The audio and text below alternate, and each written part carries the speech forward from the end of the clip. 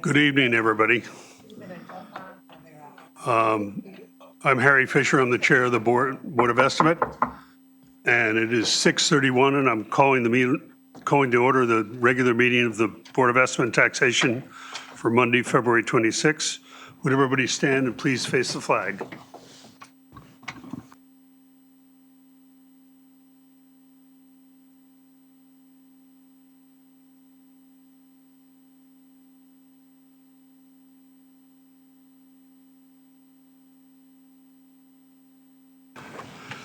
Thank you. On the agenda first is our assessor's report. No. I'm going to make a motion. I thought we were going to do that No, after you have this. to do it first. Okay, I'm sorry. I'm going to make a motion to add to the agenda an executive session to discuss settlement of the claim of Clarefield Newman Properties LLC, and that will be added after the assessor's report. So it will be third on our agenda, and then the budget adjustments will become number 4. Second. And it's Seconded by Stephen Selves, motion by Karen Vasiliotis. We have a show of hands, if you agree. It's unanimous. Okay, thank you. Now our assessor. Thank you, Lauren. No worries. Okay, thank you. Good evening, Mr. Chairman and fellow members of the BET. I'd like to...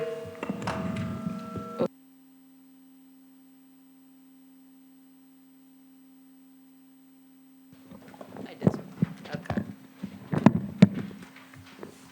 Okay. I'd like to present the assessor's report for February 2024.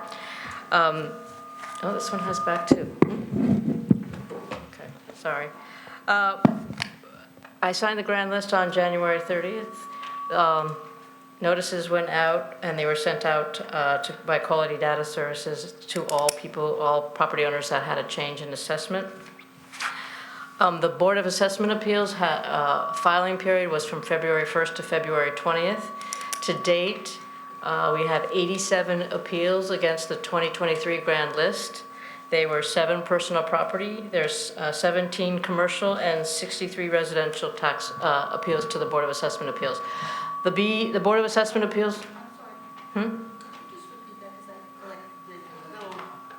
Yeah, I don't.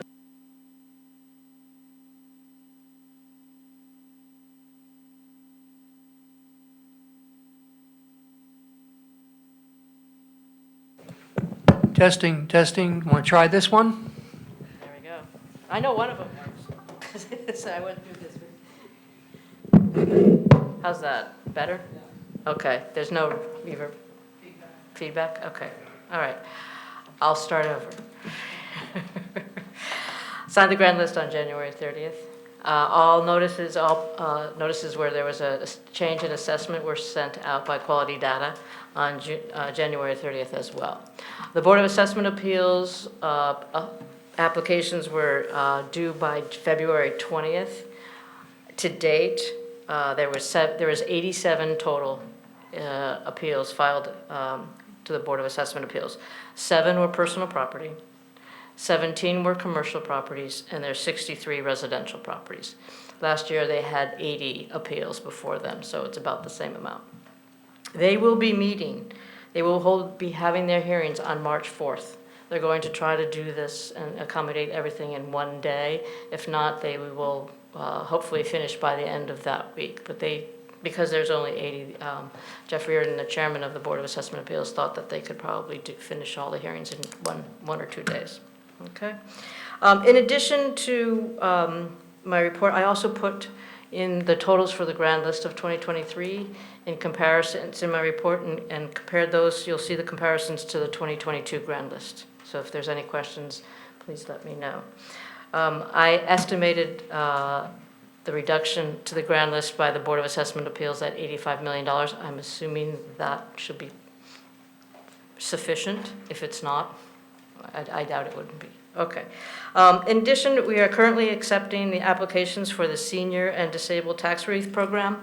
The filing period is from February 1st to May 15th. We will be accepting all those applications until May 15th. Okay. Does anybody have any other questions for me this evening? So, Lauren, thank you for your report. Last year, how many commercial appeals did we have? 17 sounds like a lot. Is that, do you have that, I don't know comparable? if I have that in front of me. No, I don't, but I can certainly get it to you. Okay, thank you. Any other questions of the assessor? Seeing none, I'd accept a motion. I'll Oh, move so you that have we another- accept the assessor's report. Leslie Tarkenton moves we accept the report, I'll second. and Leslie Moriarty seconds. Without objection, any objections? That passes 12-0-0. Thank you. Thank you, Lauren. Now I'll take a motion to actually enter executive session. I move that we move into executive session at 6:37. Second. So I'm going to ask the people that are in the room that are not part of the BET to please leave for a few minutes, and then we'll, We Yes. should be very quick. Yes, Peter? You all need Demetra to hang around. It's a non-routine. No, it is routine. I mean, it's routine, so Yeah, Demetra, we don't need you to hang around. Yeah, sorry we didn't let you know that better. we always love to see you, though. Yeah. And if those exiting the room could close the doors, perhaps? And turn off all microphones. We exited executive session at 6:39. It's now 6:40. I believe we have a motion for. Yes. I move that the BET approve the settlement of a claim of Clairfield Newman Properties in the amount of $16,414.36.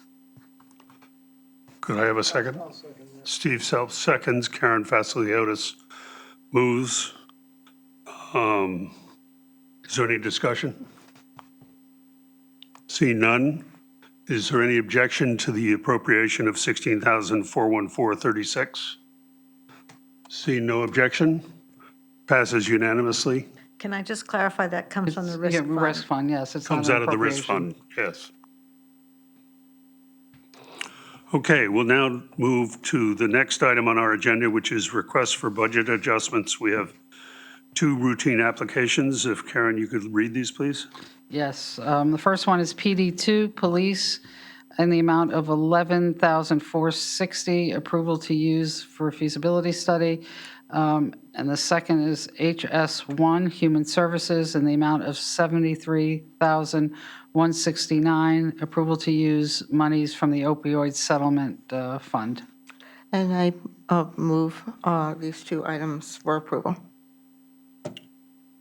Second. I'll second. Leslie Tarkenton moves, Leslie Moriarty seconds. I'll just note for the record that these are both funded by outside sources. The police by the 911 state fund, and the opioid settlement is obvious. So it's been moved and seconded. Any objection to approving these two routine items? Seeing none, it's 12-0-0 to approve. So we'll move to the next item, which is the comptroller's report. And Pete, before you report, I just want to commend you and the finance department on another certificate of achievement from the Government Financial Officers Association for the town's, is that the annual report or the town's that's for the audit of June 30th, Audit. 2022. 2022? You file it at the end of the year, the audit year, and it takes about 8 months to get, and that's why Right, we usually get it around August, September of each year. right. Another job well done. Thank you. Okay. Thank you, and thanks to the staff. And staying with thanks to the staff, it's been 4 weeks since the last BET meeting, and we've been going 100 miles an hour working on the budget deliberations. And I want to personally thank Roland Geiger, Adam Ross, and Samantha Longo.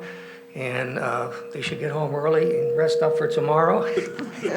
No, I mean, I really, you don't, most of you don't get to see how much work goes on behind the scenes, and they really work hard. and they're under tremendous pressure to get the inserts out. They not only have the BET, they've got the RTM chairs that they have to get the corrected and amended, updated, I should say, inserts. So I really thank them.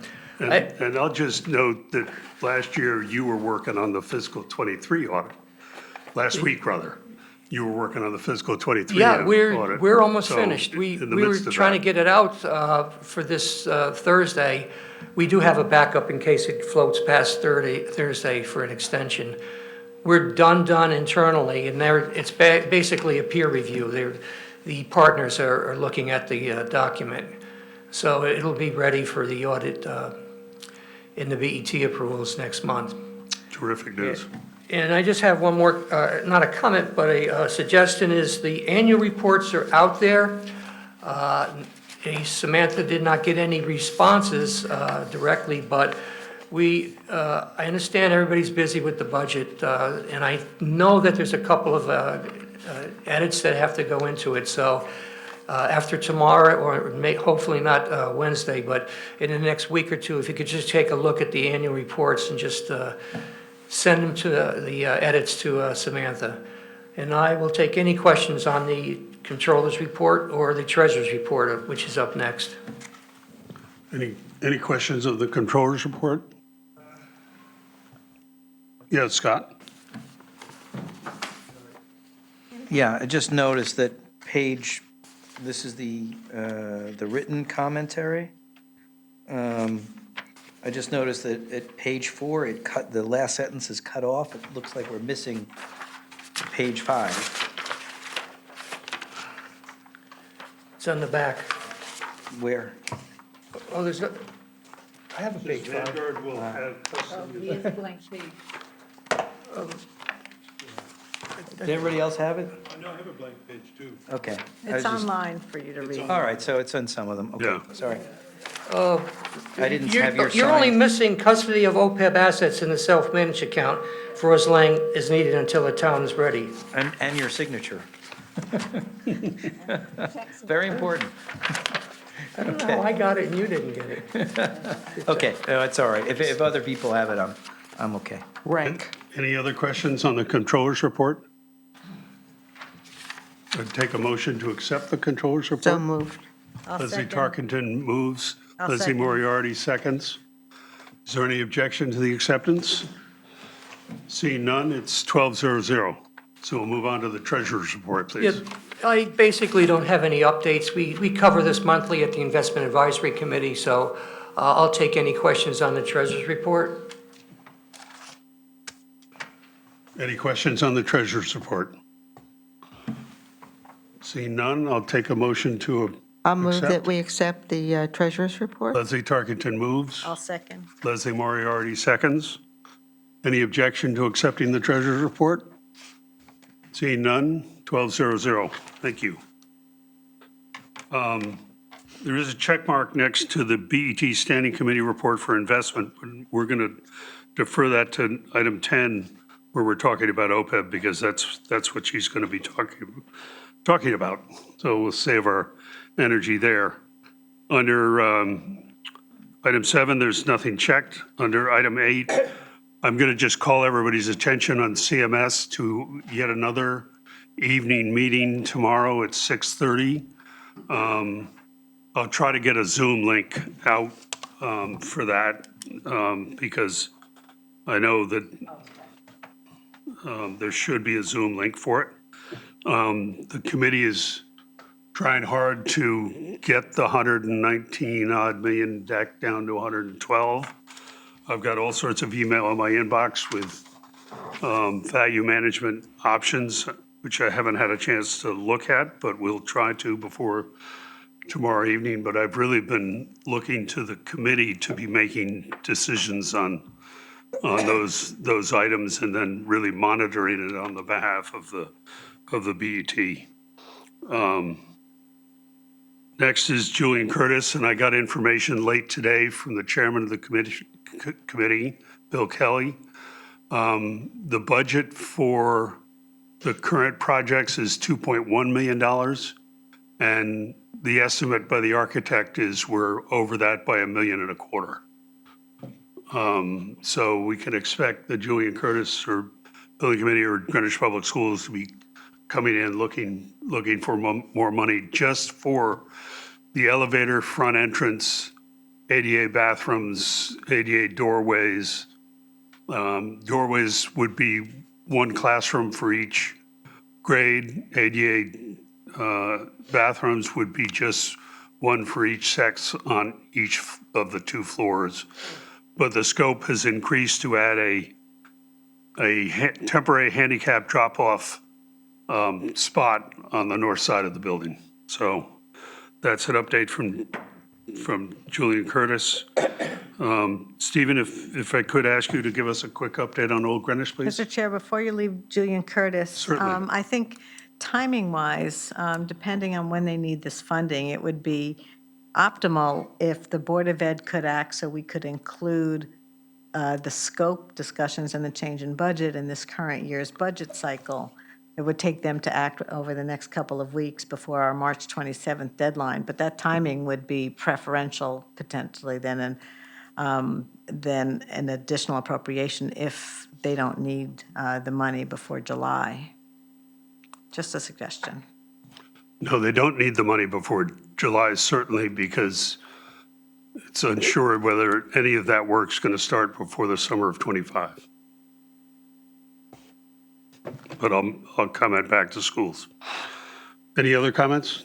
Leslie Target? Did they, I'm sorry, did they do any value engineering or anything to see if there's any way to bring the cost down, or is it just? We've worked hard on, the main component is the elevator is causing a lot of that. We've looked at a lot of alternatives to that, including not doing a proprietary elevator, or actually, no, I'm sorry, doing a proprietary elevator where if you have trouble with the software, you have to go back to the original company. But that's a rare instance and usually can be hacked around. So there has been a good attention to details to save money. Thank you. Okay, Stephen, if you could on Old Greenwich, please. Sure. So the Old Greenwich School Building Committee has been continuing its work on this project. In late January, the architects delivered to the committee the initial design development drawing. So that's, one step up from the schematic in terms of level of detail and more precise layout. Really, since the design development drawings were delivered, the committee has been working with the architects and the construction manager and our owner's rep to finalize those. And as of last week, they were still a couple of items away from having final design development drawings. But we're meeting again tomorrow morning. I expect tomorrow morning we'll be told that the design development drawings are now final. At the same time, because we're close to, because the committee, I say we, but it's the committee, is close to being final on design development, the architects, the construction manager, and the owner's rep have been working on the design development budget, and they've also been checking that with an outside source. They expect to have a design development budget no later than mid-March, possibly as early as the first week of March, but more likely the second. So steady progress on that. And, the committee is obviously mindful of being able to get that information to the BET as promptly as possible. But it's a big step to get to design development and to design development budget within 18 months of having started is a major accomplishment. And finally, the last piece that the committee is working on is finalizing planning and zoning approval. The committee went for planning and zoning preliminary approval in the fourth quarter of last year. It got preliminary approval, but as is typical for this process, P&Z had what I'll call a list of punch items that they wanted, further feedback on a variety of different issues. But we're at the same time that the committee is finalizing the design development budget and drawings, it's also responding to the P&Z request, and we anticipate no later than April being back to the P&Z for final approval on that. Any questions for Stephen? I have a quick question. Steve, did they indicate when CD would be done? When the construction docks would be completed? So only in the most general of ways, Elliot. What the expectation is they'd be done sometime this summer, but we're not on a firm date yet on that. But what we've been told is ordinarily it's a 3 to 4 month lag from DD to construction drawings. Any other questions? Thank you. My only other report is on EMAC, and the annual report is posted on the town's website. I'll send out a link to everybody. It's a fairly comprehensive report and worth perusing. Next is we have no old business, new business, approval of a revised OPEB investment policy. And as noted, I'll call on Nisha to report to us on what this is about. Thank you, Harry. So if you guys recall, back in our January meeting, we had mentioned that the investment committee was reviewing the responses we had received from the RFP for the new OCIO. And the committee decided that we received 5 initial responses, and the committee decided to issue a new RFP, really for 2 reasons. One, we felt we needed some additional information from the vendors that had already responded, and we also wanted to take the opportunity to update the IPS, the investment policy statement for the OPEB trust. So the committee held a couple special meetings early in February to really amend the RFP, both the RFP and the investment policy statement. And we met quickly and came to consensus and approved both the RFP and the amended IPS. The investment policy statement, of course, needs to also be approved by the full BET, so we'll be taking a vote on the amended IPS. I did send around a red line and a clean version of the updated IPS, but really beyond formatting changes, what the committee did is we modified the discussion around asset allocation, around benchmarking, around reporting, and risk budget, with really just the hopes to better define the role and the responsibility of both the OPEB board and the IAC committee, and how we're going to liaise with the OCIO going forward. I know that's a lot of information, but we did do a lot of work in the last 4 weeks between the last meeting and this meeting, and thank you to the entire committee who took many, many hours to really get this in order, really, so we could have this for you all tonight. Does anybody have any questions in regard to the IPS or the RFP? I'll just ask quickly, what's the return date for the RFP? We issued it on Friday, and it's a month from, I think, last Thursday, so about 4 weeks from now. Okay. Yeah, 4 weeks from last Friday. Yeah, I think for a reconstituted committee, totally new, you guys really worked very, very, very quickly, and looks like we'll have a good outcome. So thank you. Can I just add that I want to thank them also? I think that this is amazing work and great job. Okay, I'll take a motion to approve the revised OPEB investment policy. I'll move that. Stephen Selfs moves. Do I have a second? I'll second. Who seconded?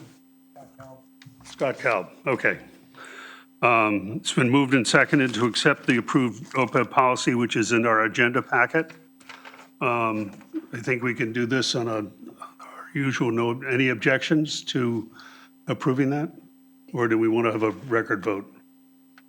No, I just want to clarify language. When we are making motions, we're making motions to approve, not to accept. So, so it's a motion to approve the revised. Did I say to accept? Yes. I'm sorry, I meant to say approve. Investment policy statement. Yeah, let's clarify with Stephen and Scott that the motion is approval of the revised OPEB investment policy.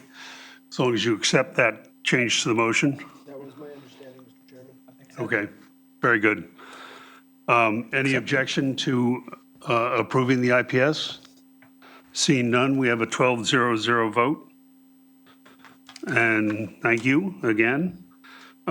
We can move on to approval of the minutes of the regular meeting of January 29th, and the regular meeting of December 11th.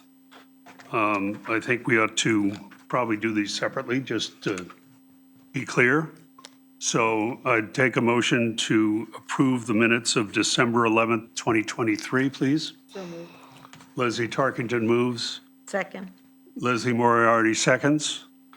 Any discussion, any changes, edits? I just wanted to remind the new members that even though you were not part of the BET on December 11th, according to Robert's rules, you can vote to approve them because you have the ability to read the minutes and ask questions and get clarification. So instead of abstaining or not voting on them, you can, if you do choose, you can vote on them to Right. approve them. All right, any other discussion? Seeing none. Is there any objection to approving of the minutes? Seeing none, any abstentions? Seeing none, it's a 12-0-0 vote. Now I'll take a motion, please, to approve the minutes of the regular meeting of January 29th, 2024. So moved. Moved by Leslie Tarkington, I'll second. seconded by Leslie Moriarty. Any discussion? Seeing none, is there any objection to approving these unanimously? Seeing no objection, it's a 12-0-0 approval.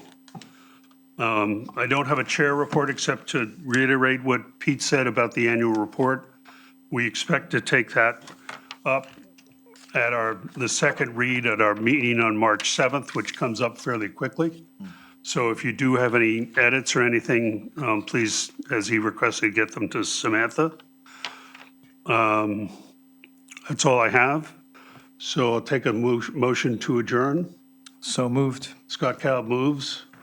David Alfano seconds. Any objection?